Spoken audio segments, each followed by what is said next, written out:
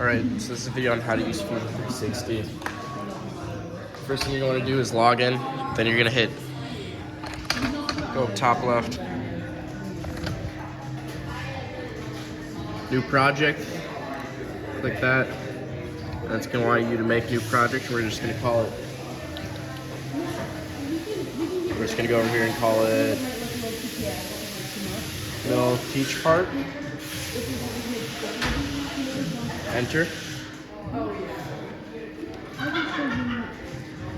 that's going to bring you down. You're going to double click, hit upload. And it's going to bring up this menu right here. You're going to hit select files. You're going to go find your file. Mine is called mill test part. You're going to want to make sure that that is a SolidWorks part document. So if you're exporting from Onshape, you have to export it as a SolidWorks part and not an STL, or else it won't work on Fusion. You're going to go down here, click open, and it's going to bring up this. Look at this Google Chrome. It's going to bring up this. You're going to hit upload, and it's going to do just this loading here.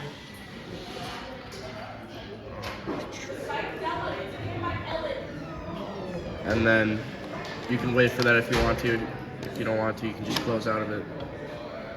Then you go back to the left over here. You're gonna want to double click on mill test part.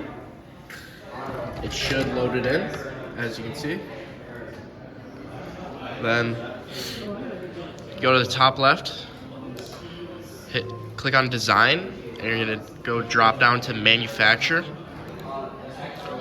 And now you're in what is required to do milling operations on Fusion 360. Next thing you want to do is go to this top left again, click setup, and it's going to bring this whole thing up. It's better if I do this.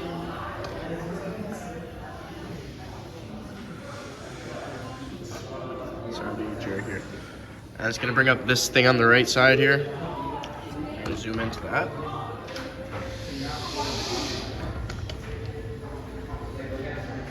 So setups.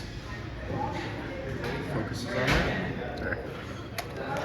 Setups are important because you're telling the machine how big your part is. So for my test here, I'm using this aluminum block. And so for size, it's yay by yay by yay. So we're gonna go back over here, go to setup. Pretty much none of this you really have to change. Go to stock. You're gonna click fixed size box, and then for width, your X.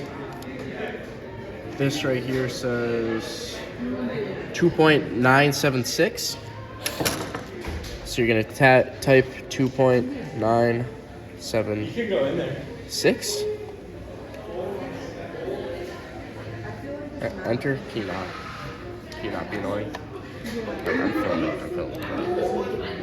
filming. I guess you could.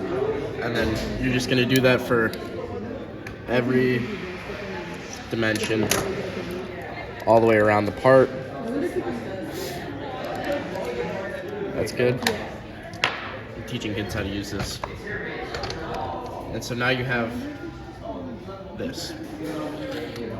The only thing is that this ZYX, that is what is called your zero, and you don't want it in the middle.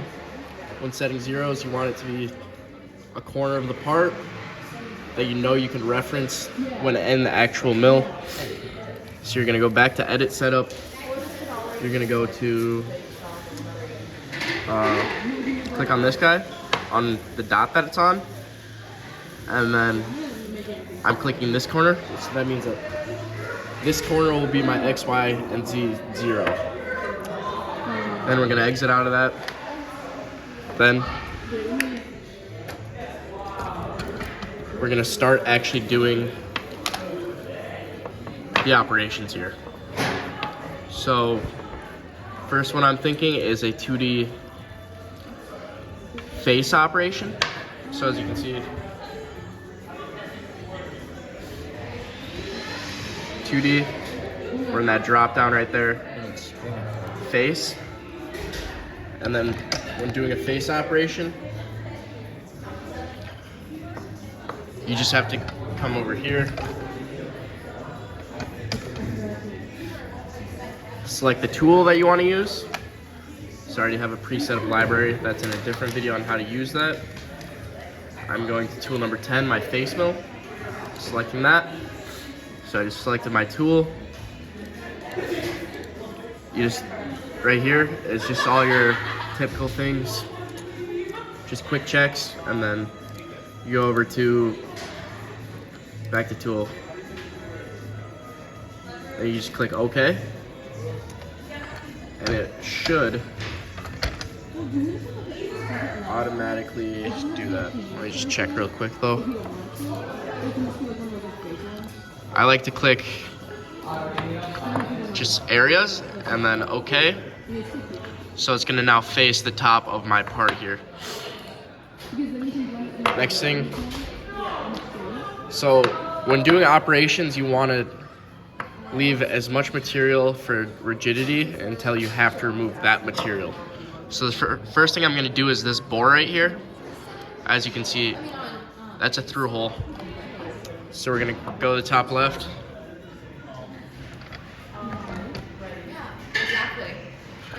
Back into 2D again. Click bore. Click my circle. So that's what's telling me. Then for every operation, it's gonna bring this drop down right here.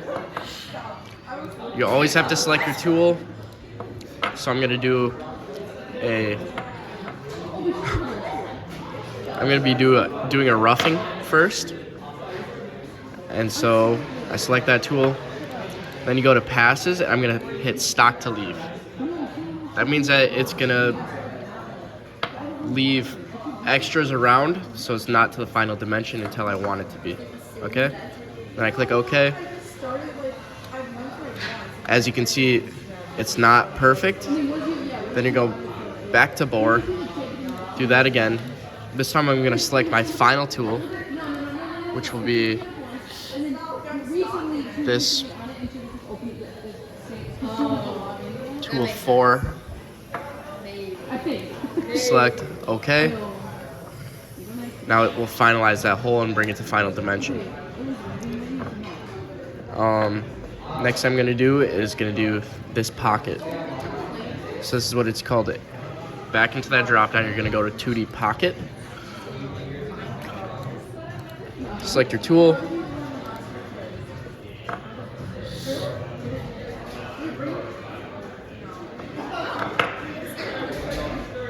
And you go there. I'm roughing again. I select what I want, which area. Make sure all this is right. For passes, we're still doing stock to leave. And for pockets, you're gonna wanna do multiple depths.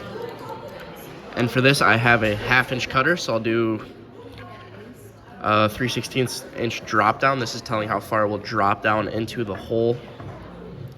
Enter that. Oh, and it's doing this thing. It did this earlier in life. As you can see there, it's gonna error out. So I have to edit this. It says safe distance, so you're just gonna bring your safe distance up to 0.5.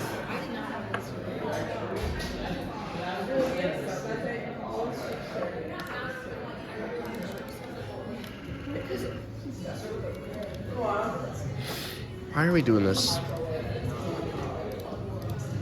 Oh, we're good. I think, yeah. Okay, now you can see my pocket is good. Now, as I go through, I like to do this top center. I like to go there. And this tab called Simulate with Machine. So here it will do your play out of your machining process. So as you see, it does that bore first, then it's going to come back with a different.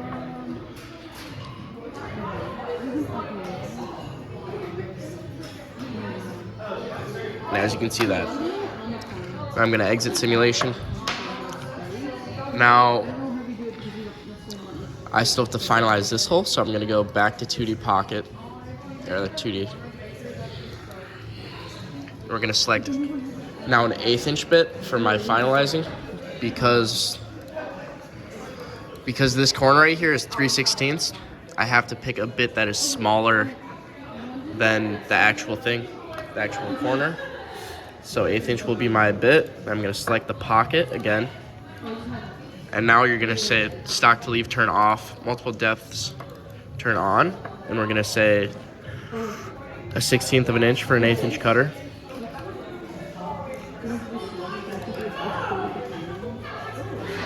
So 0.065. Why are we not typing?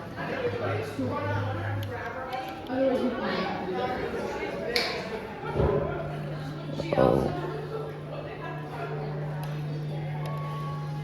Number lock was on. Okay, then we're good. Click OK. Now it's going to generate that. And as you can see, it's going to do all that.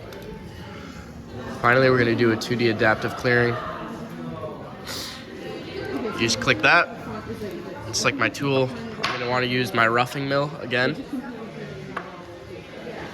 So I'm back to my library. We're going to click our tool number 9, roughing end mill. We're going to go passes. Stock to leave still, multiple depths, yes. 0.25 is our max for a 1/2 inch cutter. Click OK. And as you can see, it's going to do that. There's still more. So finally, we're going to do another 2D adaptive. Same selection.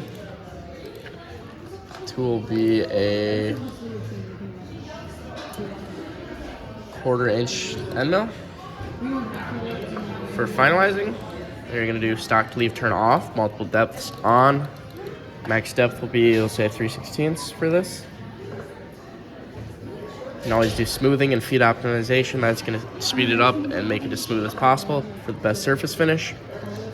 And then I think that should be good. And so it's going to do all of that. Also, there's a thing called smart machining somewhere that you can turn on, and so it won't waste your time. I don't know, it's not important, but yeah. Then final thing you're gonna do is gonna take a look over.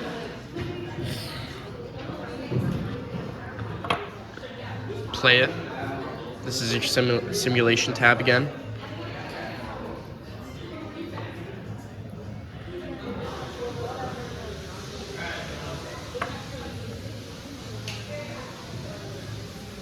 As you can see, it's doing that.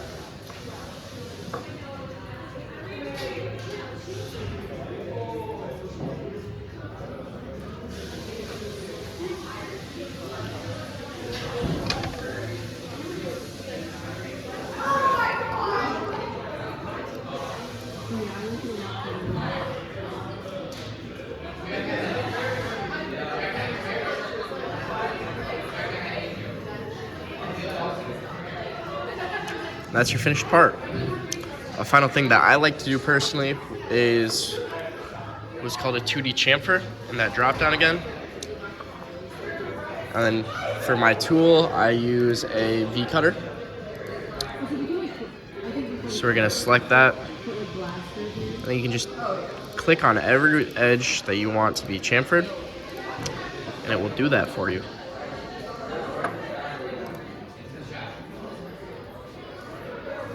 And then here's where you'll find the size of your chamfer.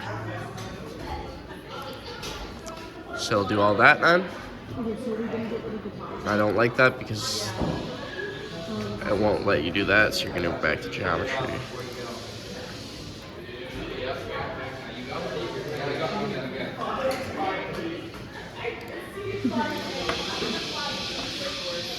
Okay, that's how you do that.